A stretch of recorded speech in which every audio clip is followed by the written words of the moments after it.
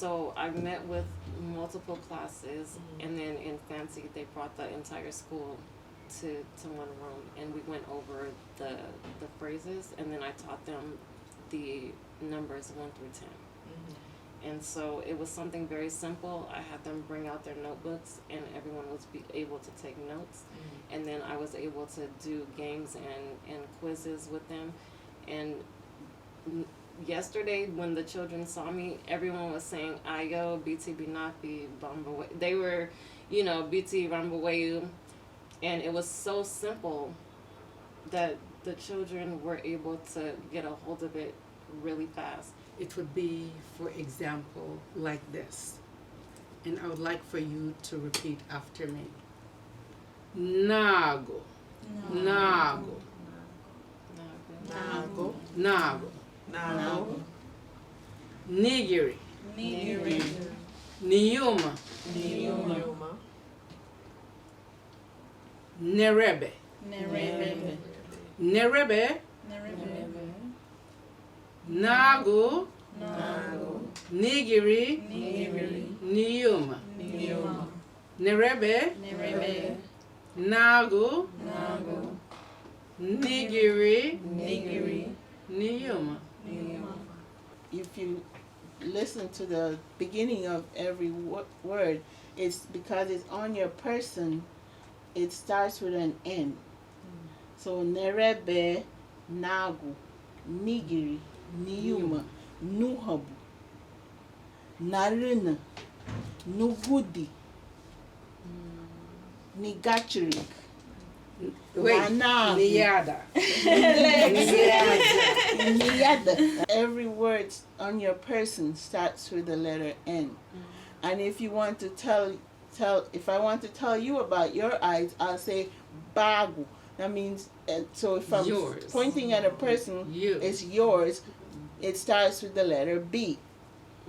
It's the same. My eyes. Nagu. Nago. Yeah. Tell her Bagu. Yes.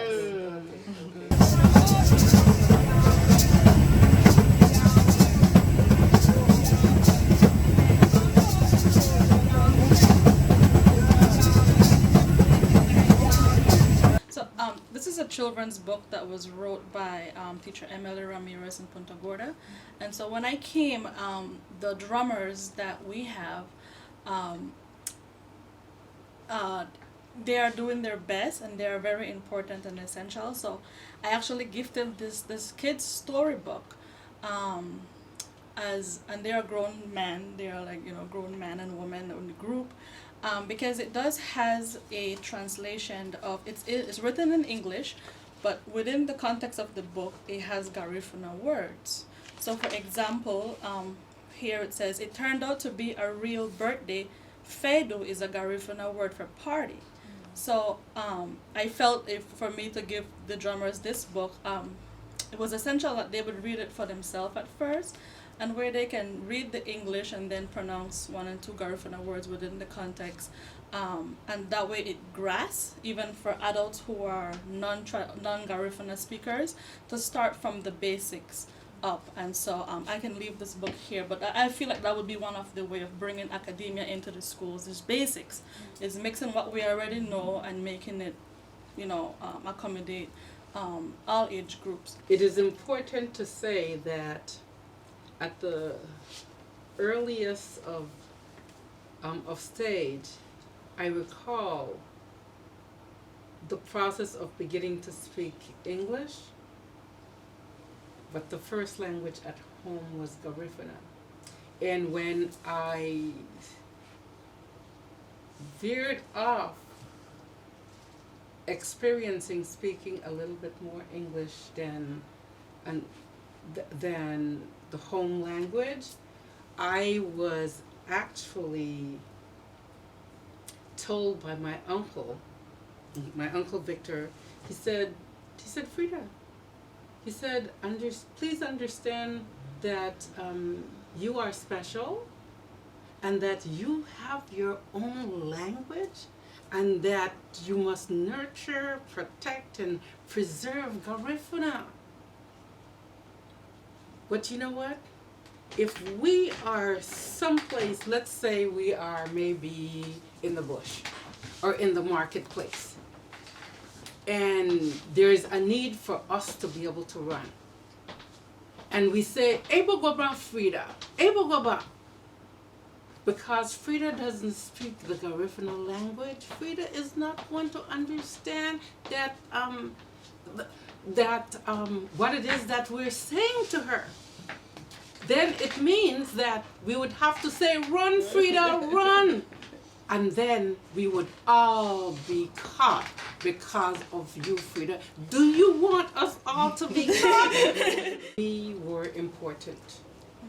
And we walk shouldering our responsibility that we have inherited something very important. We are intangible. Yeah, my grandmother used to tell me that if you see a white person or any people who are not of the same culture, that they cannot say anything to you that will bring you down. Just lift up your feet and show them the bottom of your foot, and that's the color you walk on. So they are not beneath you. Oh no. For me, my experience in Baliceaux, within this ceremony, I actually am a spiritual guide and counselor, and there was a lady that had a foot issue that was brought up, and she came and she sat right next to me, and I was able to, without intentionally doing it, I was able to hold her foot and prayed for her. And so in our Garifuna culture, we do believe in laying of hands and praying for people who might suffer from a mental or physical or spiritual trauma. And so what you saw was a small ceremony that we would do within the temple, where we would put up offerings for our ancestors. We will do rum, water, food, traditional food. And then the smoking is incense that would be burned in the temple or the homes or your businesses. And it's also helped to cleanse the space where we are holding a sacred space, because a lot of healing and praying happen within that space. And the smoking of the puro or the cigar is it's a cleansing. Usually they would do it around the head to give you mental clarity, to clear that head space. And so that was part of the ritual. It's a reverent thing, where we just acknowledge and We're walking in the dark beneath the moonlight. it was And we found there in the dark was a table and some place to sit.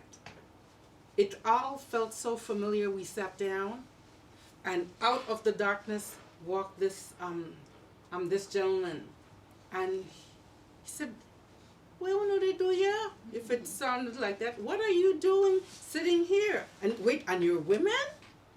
it's And- late. Yes, and I said, after 10 p.m. yeah.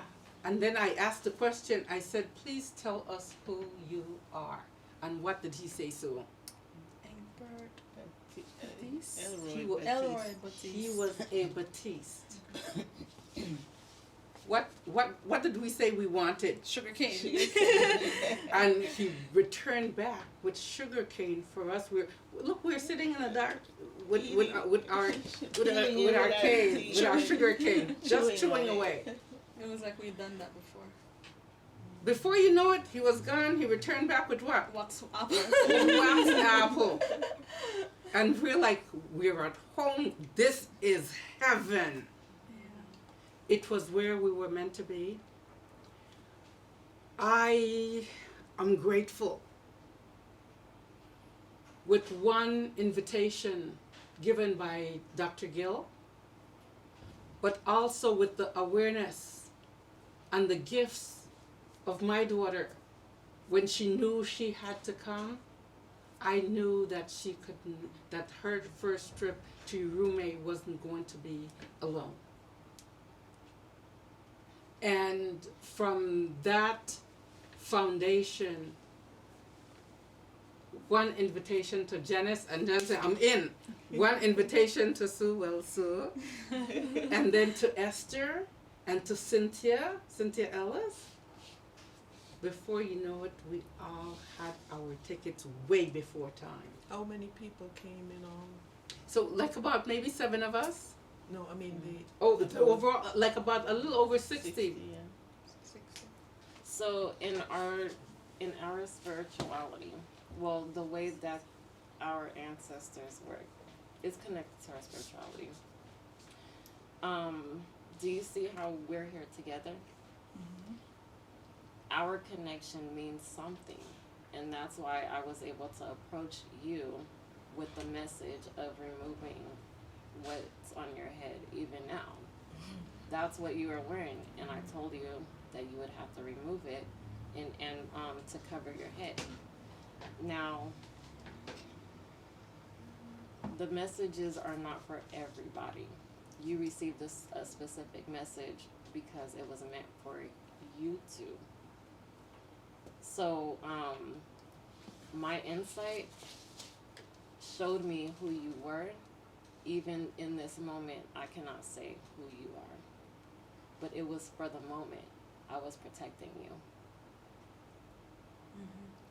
So, do you remember that our connection was direct? I kept coming to you, I kept coming to you. I had to make sure that we had to find something to cover your head. Mm-hmm. It's because the ancestors that work with me, my spiritual team, they knew that we had to make sure that you were covered, you were covered. So you didn't experience what the other person experienced, but you witnessed them not listening. Well, first off, from the beginning of the ride, I noticed that he was just walking around and just started talking and pointing randomly, and then inside, he just started. He started to act anxious and moved around until he actually fell to the ground, and you were holding him.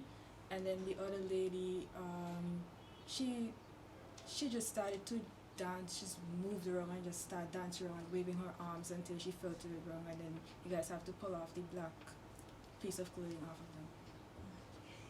The same message that I gave you to remove it, To protect you. You weren't the only person who that was told to. You have a choice. You have a choice to be able to listen to the guidance or not. You have something wet for your head? Mm-hmm.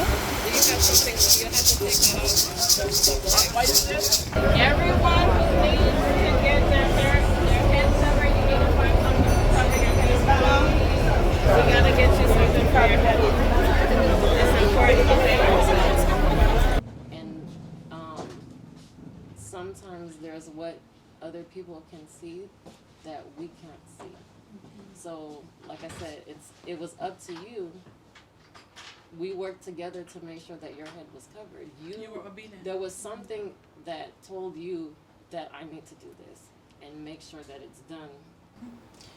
Do you ever experience yourself seeing having dreams that maybe like a week or two, you're like, man, I thought about that and it actually happened?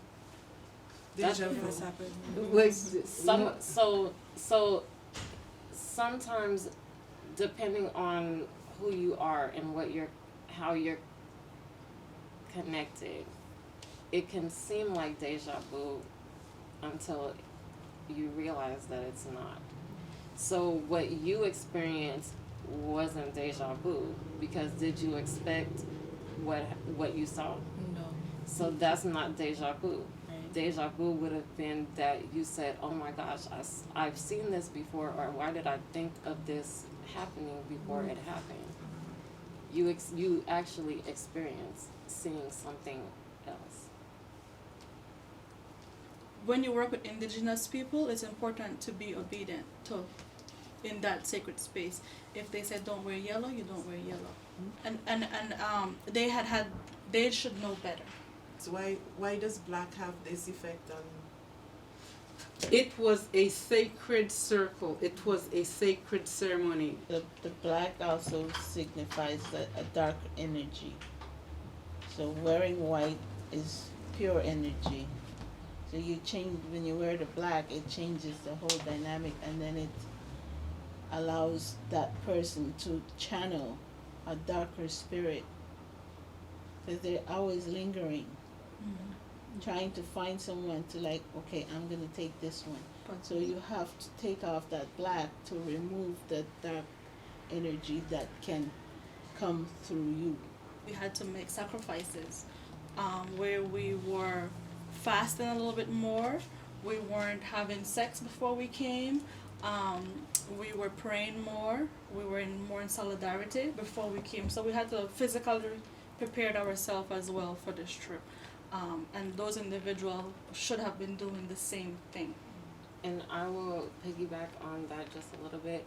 Before I came, I actually dreamt Chief Joseph Chatier in December. When I dreamt him, I called my mom and I said, my trip is confirmed. I wasn't sure if I was coming or not. But because he appeared, he showed himself to me in a dream. I dreamt him. It was the confirmation that I needed, that this is where he wanted me to be.